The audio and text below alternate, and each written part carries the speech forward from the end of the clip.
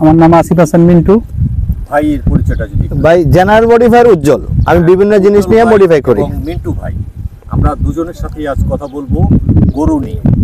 সামনে কুরবানি আসছে, সেই গরুর বিষয়ে একটু কথা বলবো। ভাইয়ের যদি কিছু জিজ্ঞেস করার থাকে উজ্জ্বল ভাইয়ের কাছে, আপনি একটু প্রশ্ন করতে পারেন তাকে। আচ্ছা, আমরা কিভাবে লাভজনকভাবে গরু মোটা তাজাকরণ করতে পারি? গরু মোটা তাজাকরণ দুইটা ভাবে হইতে পারে, একটা হচ্ছে প্রাকৃতিক আর একটা হচ্ছে কমার্শিয়াল। কমার্শিয়াল কি মিড ডোজ, ভাইটামিন ডোজ মাস পরে পরে এবং সুষম খাবার বন্টন দেয়া, ওইটার মধ্যে আপনাদের খরচ বেশি। আর যদি আপনারা প্রাকৃতিকভাবে করেন তাহলে আমরা যে জিনিসটা আবিষ্কার করছি যে হরমোনাল খাবার, যে খাবারে হুমায়ের বেশি থাকে, যেমন সবচেয়ে বেশি হুমায়ের থাকে আলুতে, আর ঘাসে থাকে 100 আর আলুতে থাকে 120। এখন আপনি এই সারা পৃথিবীর লোকজন সবাই, আমরা আজকের এই ভিডিওর আগ পর্যন্ত সবাই কিন্তু আমরা নিয়মিত গরু ছাগলকে আমরা ঘাস খাওয়াই থাকি, তাতে গরু মোটা তাজাকরণ হচ্ছে, কিন্তু আর একটু বেশি চাচ্ছেন, এই তো। কিন্তু এই বেশি টাকার জন্য আমি আপনাদের একটা মিডলম্যান করে দিই এবং মডিফাই করে দিই। যেমন আপনি একটা গরু কয় কেজি ঘাস খায়? 30 কেজি। 30 কেজি ঘাসকে আপনি 3 ভাগে ভাগ করবেন। গরু কয় বেলা খাবার দেন?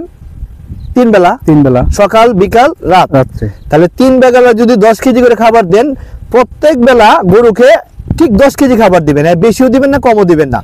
গরু এই খাবারটা খাওয়ার পরে ঠিক আধা ঘন্টা পরে গরুকে হাফ কেজি খাবার দিবেন। আমাদের ডাক্তারি ভাষায় সায়েন্সে আছে, আপনি একটা খাবার খাওয়ার পরে বডি যখন এটা ডাইজেশনের জন্য রেডি হয়ে যায়, পরবর্তী খাবার না আসা পর্যন্ত এটা দিয়ে চলে। এখন আপনি চিন্তা করেন, এই 10 কেজি খাবার আপনি সকালে নাস্তা করছেন, দুপুর 2টা পর্যন্ত চলবেন, কিন্তু কোনো কারণে যদি আপনি 11টা 12টা বাজে খাইয়া ফেলেন, তাহলে যদি 2টা বাজে যে খাইছেন, তখন কিন্তু বডি যে 11টা 12টা বাজে একটা বিস্কিট খেলেন, তখন কিন্তু এই যে নতুন খাবারটা নিয়ে বডি দৌড়াদৌড়ি করবে আর পুরাতন খাবারটাকে জমায় রাখবে। এটাকে বলে ডাক্তারি ভাষায় গ্লাইকোজেন। তাহলে এই গ্লাইকোজেনটাকে আপনাকে পশু পাখির বেলায় প্রয়োগ করতে পারেন। মানুষের বেলায় এটা প্রয়োগ করলে কি হবে? মানুষ মোটা তাজা হয়ে যাবে, লাভ নাই। কিন্তু পশু পাখি মোটা তাজা হলে লাভ আছে। তাহলে সূত্রটা কি? একটা খাবার খাওয়ার পরে নির্দিষ্ট সময় যায়, যাওয়ার আগে মাঝখানে যদি অন্য কোনো খাবার খাওয়ায়, তাহলে ওই খাবারটা গ্লাইকোজেন হবে। গ্লাইকোজেন মানে জমা হয়ে যাবে, জমা হইলে মোটা তাজা হবে।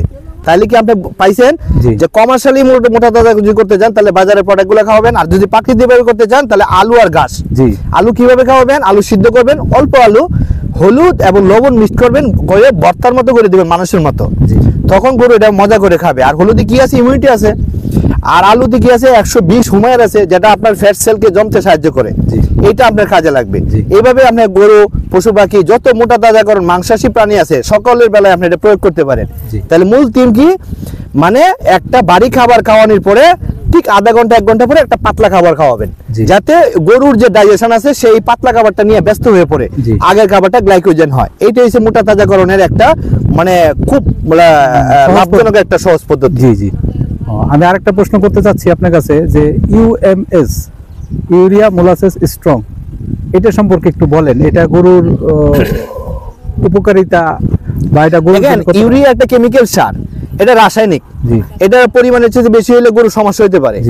এইটা আপনি কি করবেন? সবুজ ঘাসকে পচায়, আমরা যা এর আগের ভিডিওতে বলেছি যে সবুজ ঘাসকে পচানোর পরে যে 20 দিন পরে যে নাইট্রোজেন এই অ্যামোনিয়াতে যে ট্রান্সফার হয়, অ্যামোনিয়াটাই মানে ইউরিয়া।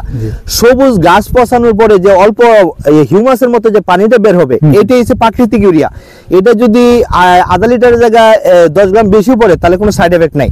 যদি আপনারা এই পদ্ধতি ইউজ করতে চান, এখানে খড়কোটা, সেটা একটা গ্লুকোজ, গ্লুকোজের সঙ্গে হয়েছে সকল কার্বোহাইড্রেট খাবার, দানাদার খাবার, এই হচ্ছে গ্লুকোজ। তাহলে এই যে ধান গাছ হোক, ভুট্টা গাছ হোক এবং খড়কোটা হোক, এগুলো সবাই দানাদার খাবার, গম।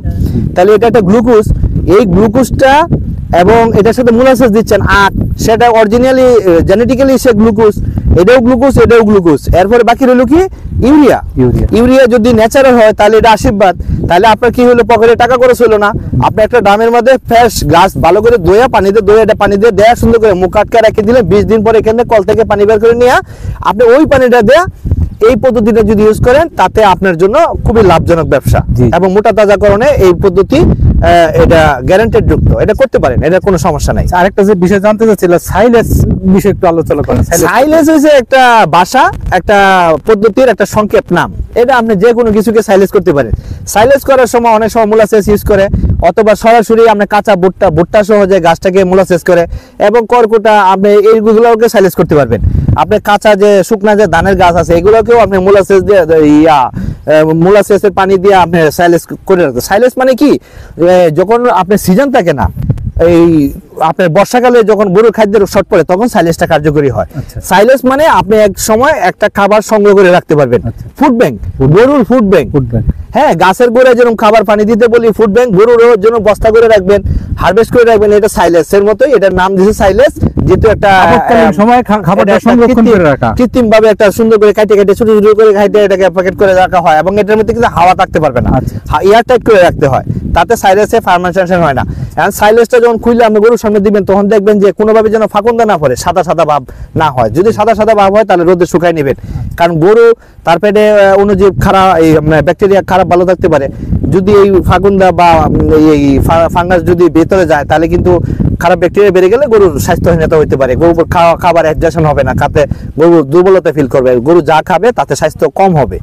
আচ্ছা, আরেকটা বিষয় জানতে চাচ্ছিলাম যে কৃমির ট্যাবলেট আমরা কতদিন পরে খাওয়াবো, এবং এটা আপনার বাজারে যে বিভিন্ন কোম্পানি, নামি দামি কোম্পানি কৃমির ট্যাবলেট বিক্রি করে সেইগুলো ব্যাপারে গরু যেহেতু অবলা প্রাণী, সে কথা বলতে পারে না। মানুষের বেলায় কিন্তু আমি কৃমির ট্যাবলেটকে সাপোর্ট করি না, কারণ কৃমির ট্যাবলেট হচ্ছে কৃমি, একটা খারাপ ব্যাকটেরিয়া। আপনার শরীরে যদি উইথ মাদার ব্যাকটেরিয়া বাড়াই দেন অটোমেটিক কৃমি যাবে। বাংলাদেশে যে কোনো মানুষের পেটে কৃমি থাকলে সে যদি 20 দিন টক দই দিয়ে ভাত খায় তাহলে তো অটোমেটিক তার কৃমি যাবে। তাহলে কৃমিটা কেমনে ধ্বংস হইলো? এই যে আপনি টক দইয়ের মধ্যে উপকারী ব্যাকটেরিয়া যেটাকে বলে প্রোবায়োটিক খাবার, এইগুলো কি করলো ডেইলি আপনি গ্রো 500 20 দিনে আপনি 10,000 প্লাস হইলো, আর কৃমি ব্যাকটেরিয়া 500, তখন 10,000 উপকারী ব্যাকটেরিয়ার সাথে খারাপ ব্যাকটেরিয়া 500 ব্যাকটেরিয়া মারা গেল। এতে কিন্তু কৃমি ব্যাকটেরিয়া শরীর থেকে উধাও হয়ে গেল। কিন্তু কৃমির ট্যাবলেট কিন্তু খুব শক্তিশালী একটা ঔষধ।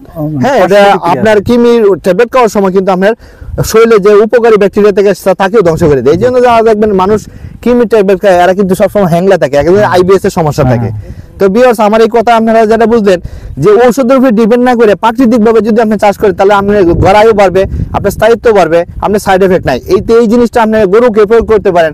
গরুকে আপনি প্রোবায়োটিক খাবার যেগুলো আছে, যেমন আপনার এই পান্তা ভাত খাওয়াইতে পারেন, টক দই তো গরু খাবে না মনে হয়, আপনার এই যে সবজিতে যে প্রোবায়োটিক খাবার আছে এটা যদি খাওয়াইতে পারেন তাহলে কৃমির ট্যাবলেট ভালো হয়ে, কৃমি গরুর পেটে ভালো হয়ে যেতে পারে।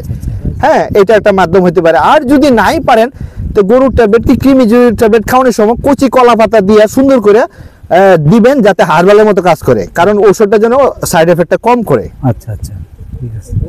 আর আরেকটা বিষয় জানতে চাচ্ছি, যারা এই যে গরু মোটা তাজাকরণ করে কি কোন কত টাকার ভিতরে গরু কিনলে ভালো হয়, এবং গরু মোটা তাজাকরণের জন্য গরুর গায়ের চামড়া আছে, চামড়া টান দিবেন, যে গরুর চামড়া অনেক লুজ হবে সেই গরু তত বেশি মোটা হবে। আচ্ছা আচ্ছা, আর সবসময় শুকনা গরু কিনে মোটা তাজাকরণের জন্য ভালো, আর তাজা গরু কিনে মোটা তাজাকরণের জন্য ভালো না, কারণ একটা গরু আরেকটা ওয়েদারে আরেকটা পরিবেশে যখন যায় তার ওই পরিবেশে যেটাকে বলে কোয়ারেন্টাইন, সেই জায়গায় অ্যাডজাস্ট হইতে হইতে তার একটা সময় লাগে, এটা কৃষকের লস হয়ে যায়। এই জন্য গরু বয়সটা কিরকম হবে?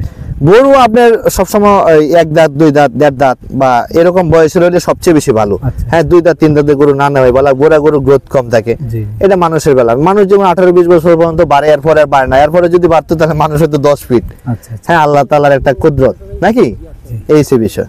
আরেকটু জানতে চাচ্ছিলাম যে দুধের গরু যারা পালে, যারা দুধ উৎপাদনের জন্য গাভী পালে, তো কোন জাতের গাভী হলে ভালো হয়, এবং গাভীর দুধ গাভী নির্বাচন করার সময় আপনি কালো গাভী নির্বাচন করবেন। দেখেন বাজারে দুধ বেশি পাওয়ার জন্য গরুকে কালিজিরা খাওয়াবেন বেশি করে, তাহলে গরু দুধ দিবে বেশি।